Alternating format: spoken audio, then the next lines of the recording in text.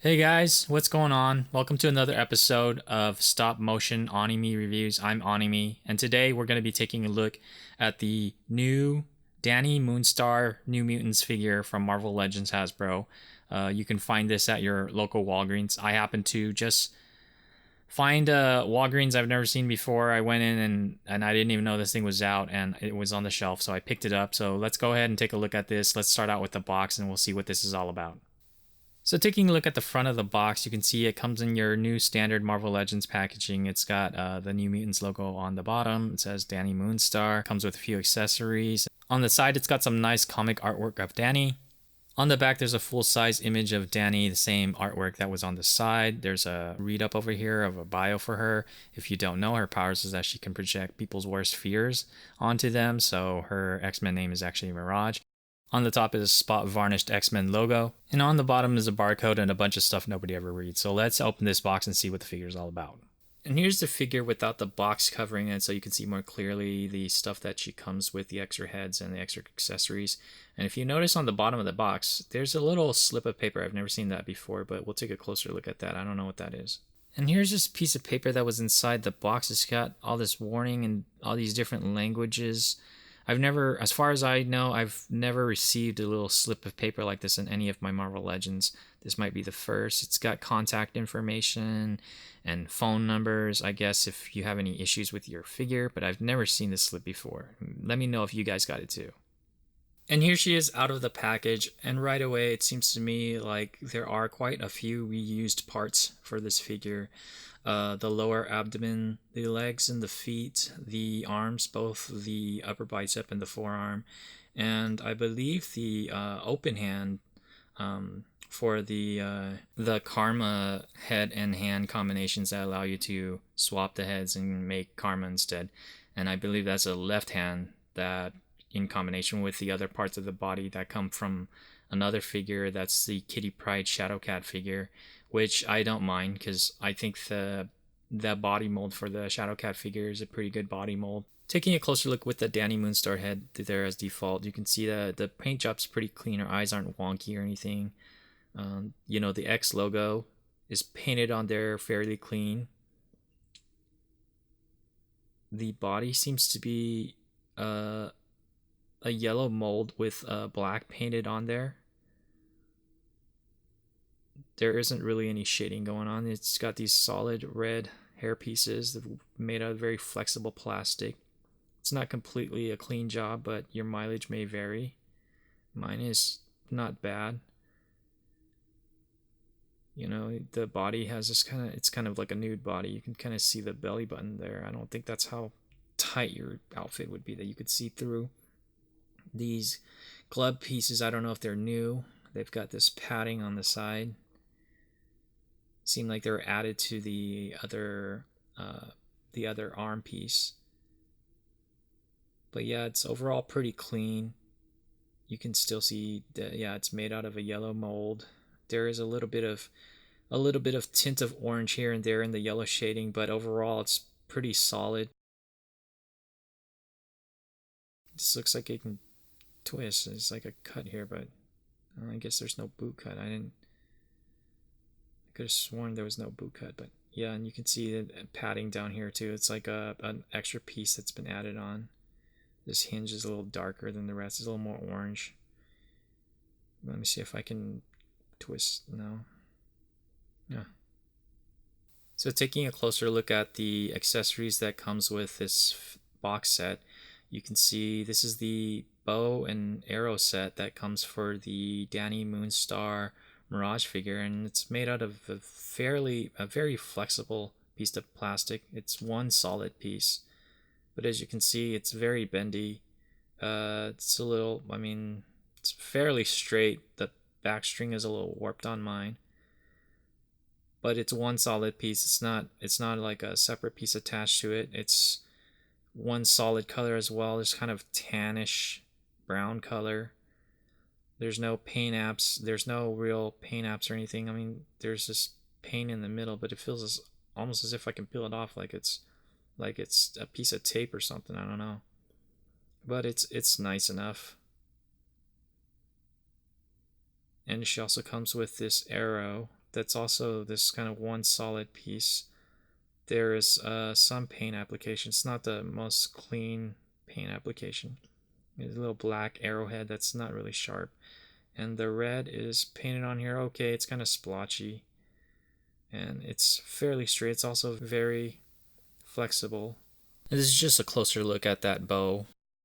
And here's just a closer look at that arrow, and I forgot to mention it has this little cylinder at the end of the arrow that almost looks like you can lean it up against the string of the bow, but it can't. It even has a slit that looks like it, if it was a little bigger, it might have just fit into it, but it doesn't.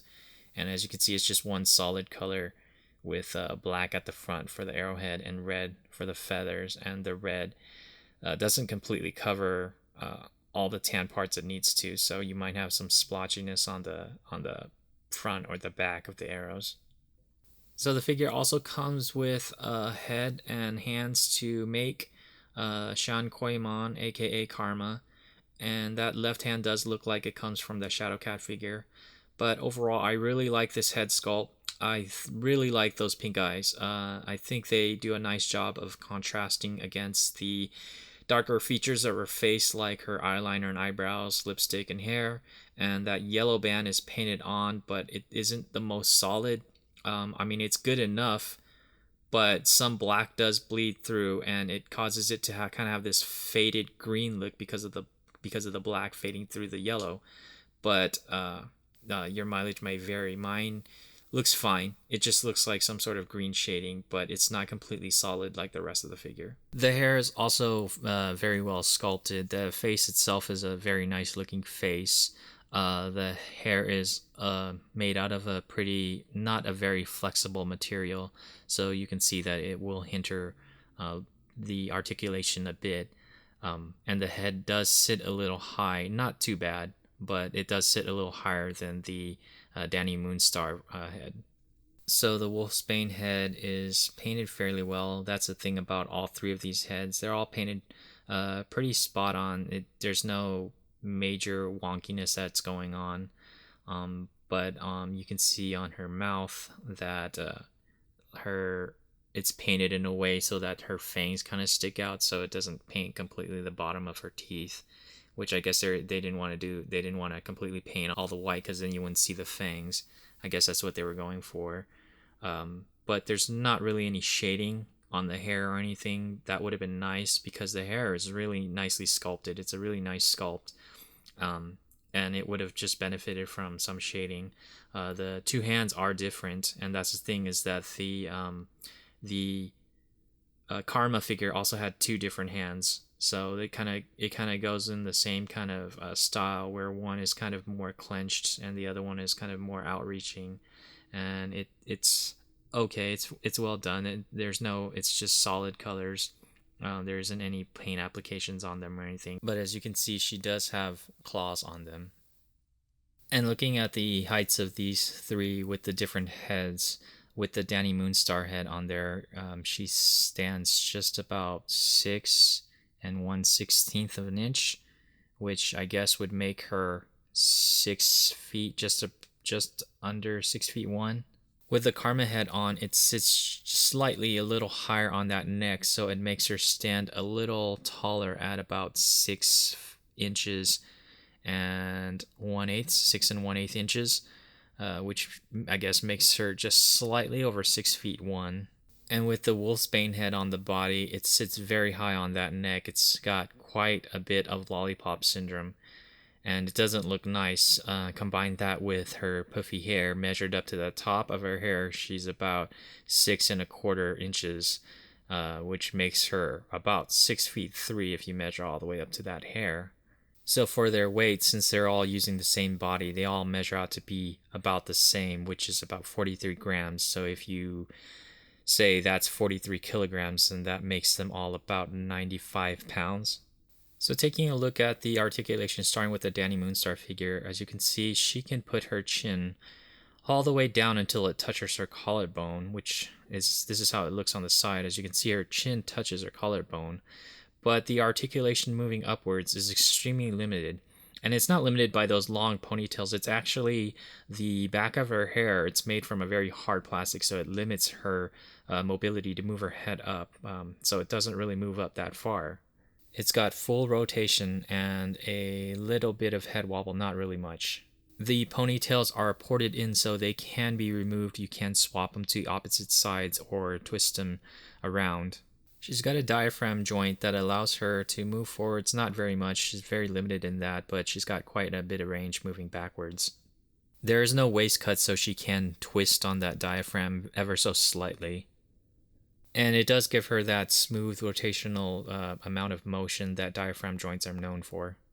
So her arms can move out to the side laterally quite high, all the way past 90. She's got a single jointed elbow that allows greater than 90-degree motion, and hinges at the wrist that allow her to hinge her fists down and up. She's got 360 rotation at the wrist, the elbow, and that shoulder. She can do the splits only about this far, which isn't that great of range. However, she can kick really, really high forwards and a little bit backwards. She's got upper thigh cut, and a double jointed knee that actually allows her feet to bend all the way back and touch her butt, but the legs are too gummy for that. She can kick forward at the ankles this far and about straight backwards, and she does have ankle pivot. She does have double peg holes at the bottom of her feet, but she also has a peg hole at her back, which I don't know what that's for. There's nothing that plugs into there. Maybe there was supposed to be a quiver for the Dani Moonstar figure, but nothing ports into that hole. And just to compare the difference in the head articulation with the Karma head, she can bend her head pretty far as well. It doesn't quite touch her collarbone, and she can bend a little bit higher than the Dani Moonstar figure, but her head is also restricted by the hair, and she does have quite a bit more attitude.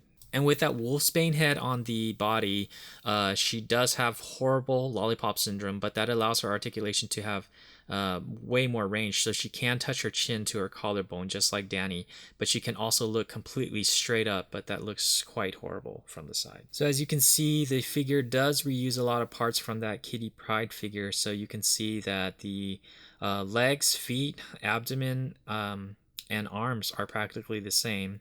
And because of that, the heads can be swapped. The Kitty Pryde head is actually slightly a little bit more loose, but it's not going to fall off or anything. It actually fits on there perfectly well. But as you can see, it's pretty much the same body with some edits to the glove and the boots. And here's the body compared to some other New Mutants. Here is Magic. So here's just a fun group shot of Dani with the two of these other ex-women. And as you can see, I have her holding the bow and arrow with the arrow actually on there, but that was not easy. The arrow is too thin and not designed to be placed on the bow in any way. So you just kind of have to find a way to get the right angle and lean it on there, and it can be done. It will stay. But it's not the easiest thing to place on there, and there's just really nowhere for her to put that arrow or to hold it in any way because it's so thin it'll just fall out of her hand unless you're just supporting it by those feathers. So thanks for checking out this overview of this Dani Moonstar Marvel Legends X-Men figure. Let me know what you guys think about it. And if you like this overview kind of review, give me a like and a thumbs up so I can bring more content like this to you guys. And just let me know in the comments, are you guys going to pick up 3 boxes of this and create all 3? I personally might pick up 2 more, but not because I want to create Wolfsbane in this outfit. I just want an extra outfit for my Shadowcat figure. But I do want that Karma figure. Thanks for checking this out. I'll see you guys later.